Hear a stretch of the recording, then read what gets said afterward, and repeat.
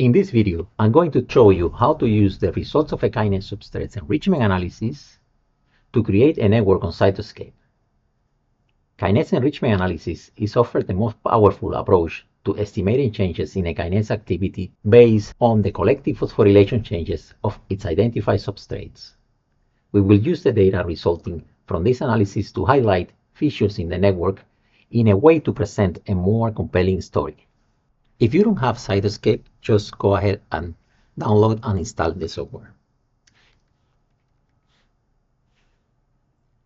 Cytoscape is a free software for the visualization analysis of network data. So we're going to download it from the website, and it's going to recognize which operating system you have. So once you have Cytoscape, open it. And for this example, we want to import the network from file. So import network from file. So we're going to open the file that says Kinase Substrate Phosphosite Plots.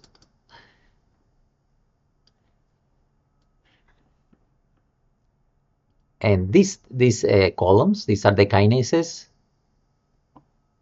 These are the substrates. These are the modification of the substrates, you can see. And this is the log fold change of these phosphosites. So the kinase is going to be our source node. The substrate is going to be our target node.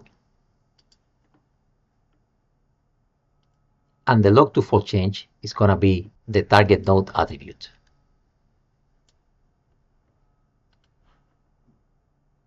Once you have that set, click OK.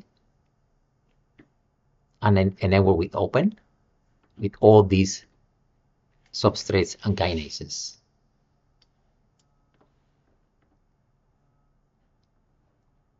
So in Cytoscape, you can change the way you see these nodes. In this case, they are a square, and each of them are connected through edges to another node. So the way you change that in Cytoscape, you click on Style, and you click on Shape. And let's say we want ellipse, apply, and we want this round. We can lock down here the node by having the same width and height. Notice that we are in the node table. So there is a node table with the names of the molecules or the nodes and the log fold change as we upload it. There is also an edge table. For example, you can change the width of the edges. You can go and say this here is 2. You can set 1. And notice how they are thinner. So you can also change the transparency. Let's change to half. And you see now the network looks cleaner. Going back to the node table, you can change also the font size. Let's say you can change to 20, for example. This is too big, you can change it to 18. So, and this is how it looks. So, but let's say we want to color those nodes as how they change in fold change. So we go to Style, Node Table, and we go to Field Color. The field color, global field color is blue, as you can see. Then there is this second kind of column that you can click on that and select a value. So column value, we're going to set a log fold change, which is coming from this column here, the node column. And we're going to set it to continuous mapping. As you can see, everything that has a fold change is going to change as a. And we didn't add these fold changes for the kinases because we're going to use the kinases core to reflect if the kinase is activated or not. So we're going to add that value in a different way. So the way you can add also values to these nodes in Cytoscape is you go File and you import. Instead of a network, you're going to import a table. The table with the scores is going to import to the network collection. It's a node table because we're going to add values to the nodes, And the first column of the table that we are importing is this kinase genes, which is going to be the one that is going to be used to map and to match the name of the node with the name of the kinase in this case. So we have all the parameters that are coming from the kinase enrichment analysis. We have the enrichment, and we have the C-score, and I want to use this to kind of reflect if the kinase is activated or not. We also have the number of substrates the kinase have. We have the p-value, how significant is that enrichment. So we can use that to show in the network. So I'm going to click OK because I want to import everything. If there is something you don't want to import, you just click do not import. So in this case, we're going to import everything and see, notice how right away everything is added to the network node table. So let's see, for example, let's try to color the kinases by the C-score. So in this case, since we use the field color for the log-fold change, so let's color the kinases by the border paint, since we use the fold change to color the nodes. So let's click on the second one, and we're going to define the column and select the C-score, and we're going to select continuous mapping, and let's give another color just to differentiate. You can change also the colors here. Let's do green. They have different options of palette. Let's say green for down regulated, and let's leave the red for up regulated. Okay, so we applied, but nothing happened, and the reason is that the border, so we color the border, but the border is 0. So we can change that, let's say, to 5. Let's see what happened. See, now the borders are thicker. Okay. And so we can maybe say, let's do 10. So you can see that now the kinases, the border of the kinases are the only ones that are going to be color. The rest is not going to be, it's going to be gray. So let's do another thing, and let's now remove some of this blue background. I can do that here in the global color of the field color, and I'm going to put it white so as not to confuse with the rest. And now you can see better. One thing that Cytoscape allows you is to add filter columns. For example, I can filter what are those kinases that have, let's say, between 3 and more substrates, and at the same time have a p-value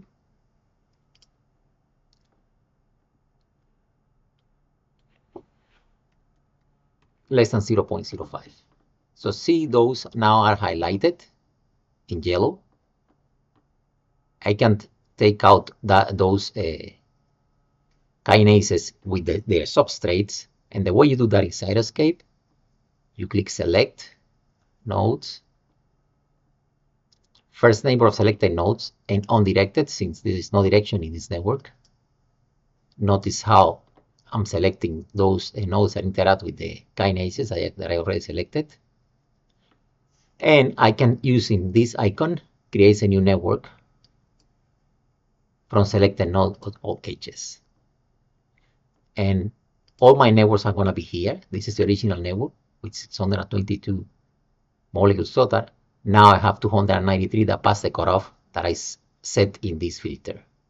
That has at least, kinases have at least 3 substrates or more, and a p-value on less than 0.05.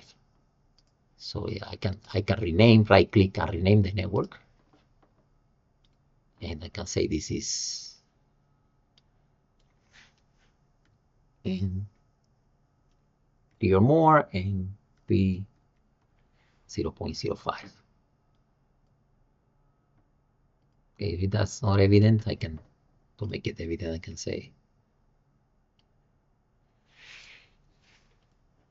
So you can see that they changed the name. So now let's separate the network based on those kinases that are activated and those kinases that are inhibited. So to do that, I can go to filter. I can remove this filter because this network is already filtered.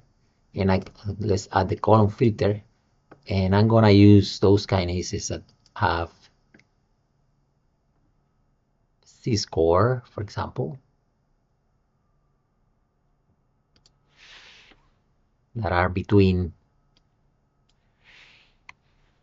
the ones that are down-regulated, 0 and 2.1. Remember? So this is now highlighted, selected, and now I can do select nodes, first selected neighbors, undirected, and I can take out those kinases. And I can go back. So now that we have these kinases that are inhibited, so we can right click, rename the network, and we can say, okay, just for you to see the title. These are the down kinases. And if we go back to the significant ones, they go style, they go to filter, and select those that are upregulated. They have a Z-score between 0.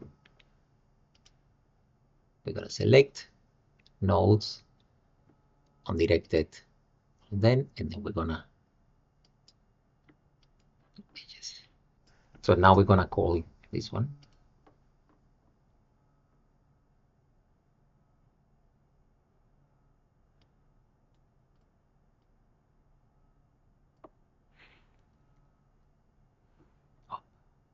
Okay. So now we have the down-regulated kinases and the one upregulated kinases. Notice that some of these kinases are in both tables because they are connected to each other. So there are ways you can organize this network by layout, for example. You can do perfuse force directed layout and see how it takes different. So you can use this layout to highlight specific areas of the network. So in this case, remember, we are interested in these down-regulated kinases. Here again, layout, force-directed layout, you can see different areas. So there's another tool, it says layout tools. You can kind of separate, make easier to visualize the network. You can use that and make it easier to see the network. If you want to highlight further these kinases, you can go to the filter, and let's do it again. We're just going to try to reset the filter here. 0, okay. And now those that are highlighted, I can go to style, and there is something here that is called bypass. So you have the global attribute, the one that you can set, and then there is something that is bypass. Anything that you select in the network, you can make it a bypass, those two previous styles that you created. So for example, let's say I wanna highlight, I'm gonna make those kinases label font. Let's do bypass. Let's do 30. See how only those that are positive, I highlighted are those kinases.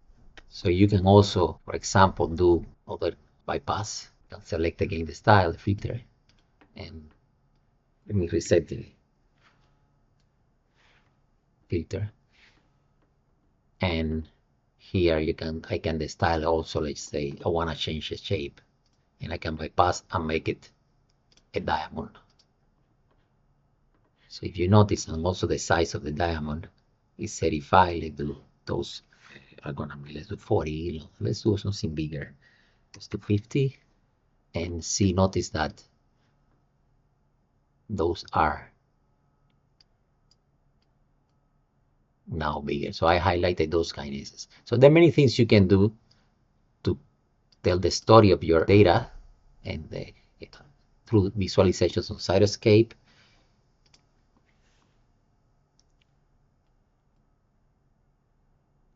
Another way you can do with this network is to find out what are the hubs. So hubs are those molecules or nodes, in this case, let's say those kinases, that will be connecting different areas of this network. So for those, the information needs to travel from one area to the network to another area to the network, let's say like in signals, the transmission of the correlation signal. So we're gonna find out what are those hubs. For that, you can have CytoHub. If you don't have CytoHub, you can go to apps, App Store, App Store, and then you can just type the first letters, and you're gonna go to the website. If you click on this one, if you don't have it installed, you click on here, and it's gonna be installed if you have the Cytoscape open. So I have it already installed, so I don't need it. Back to my networks, and in this network that I'm gonna set as my network that is significant, and also have certain threshold in terms of the number of substrates that the kinase has, I'm gonna find what are those most important kinases that connect areas of the network. So for that, I'm gonna use CytoHub here, and I'm gonna use the network that I'm gonna use is the one that I already filtered. It's important to select the one that you want to, which is this one. And I'm gonna calculate those scores. And notice it's gonna calculate the score for all these methods of finding hubs. And those are here in the unassigned tables. See, MCC. So those are different ways to calculate the hubs. I'm gonna use a betweenness. This is one of the most popular ones. And I'm gonna use a top 10 and click on submit. And there you go. So you have those kinases. Remember, the ones that I have are color are the ones that have disease scores. The ones that are gray are not the CytoHub colors those network, colors those hub in terms of what are the most important. So you see this kinase is now regulated. It's one of the most important kinases in the network, connecting areas of the network, by detected by betweenness, followed by this MAP1, but it has no, this one is just a protein in the network, it was not enriched. So, and you can see, so that is followed by CDK5. This one has, if you're not sure, you go to the node table, CDK5. This one that has a core, so it's a kinase that is enriched, and also is significant, very significant in our. So that's all the things that you can learn from this network. What are the most important nodes or kinases that are connecting different areas of the network. So I say you can use different methods. I use betweenness, one of the most popular, but you can use any of the others. You can also see which one are the by degree. For example, degree is a number of nodes that are in the network. So I can say degree, submit, and it's gonna give me a different result. In this case, is this map 1B, this one, and it's the one that has more connections. So that was what degree means. So if you try to find that one, let's find that one in the network.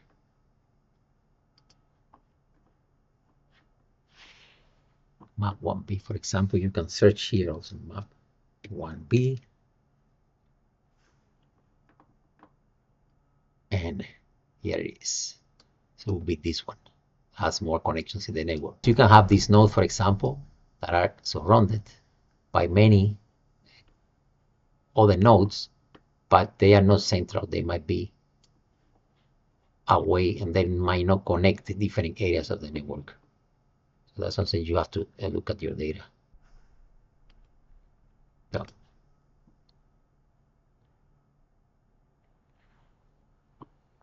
So, So these are some of the things that you can do to create these visualizations.